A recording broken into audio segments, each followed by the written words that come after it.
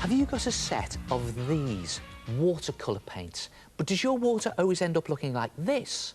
And your pictures end up looking like this, a complete splodgy mess. Well, believe it or not, watercolours are one of the hardest art materials to use. Many times I've ended up with a complete mess like this because it's all run out of control.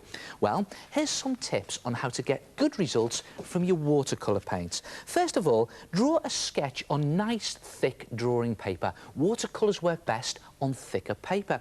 And when you do your sketch, just do the outlines and the shapes. You don't need to put in any detail. And when it comes to mixing your paint, just mix it with water in the lid tray of your paint box. And if you haven't got one of those, then you can always use empty yogurt cartons that you've washed out.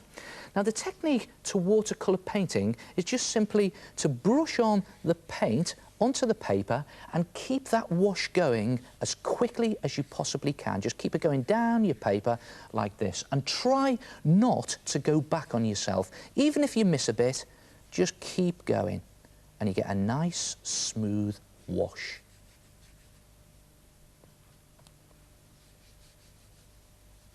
And you don't have to colour it in absolutely perfectly. Just control that wash all the way down to the bottom and then stop. Stop and allow it to dry. And you know, that is the secret to good watercolour paintings. Paint each section, then stop and allow it to dry before you move on to the next bit. That way, the paint won't all run into each other and go out of control. So I'm going to put this to one side, and that's exactly what I did with this picture. I did each section, I allowed it to dry before I moved on to the next section. And look at it, it's crisp, clear, and there are no runs because I controlled the paint.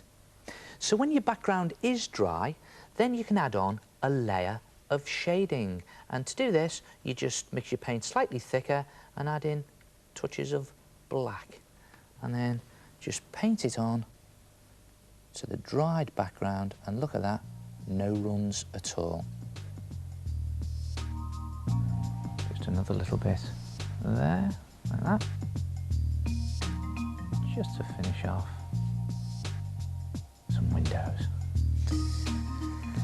And here's another good tip. It's pointless doing a watercolour painting with dirty water because you'll get all your paint a dirty grey. So use one lot of water to wash your brush with and another lot of water to paint with. And just make sure your background layers are really dry, and then you can add in some finer detail. And I'm just blotting on some shadow in the bushes here. Not too much detail, just some extra shadow there. And then just real fine detail with a thinner brush. And there.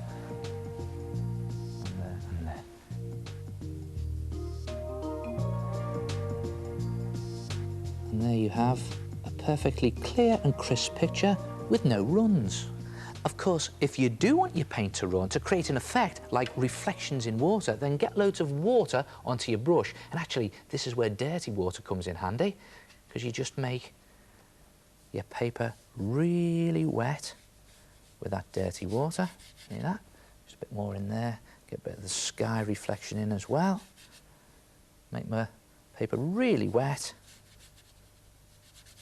And then just start to put in some darker reflections. So here we go, let's try those trees. Yes, look at that. The paint's really out of control, running everywhere. Different colour.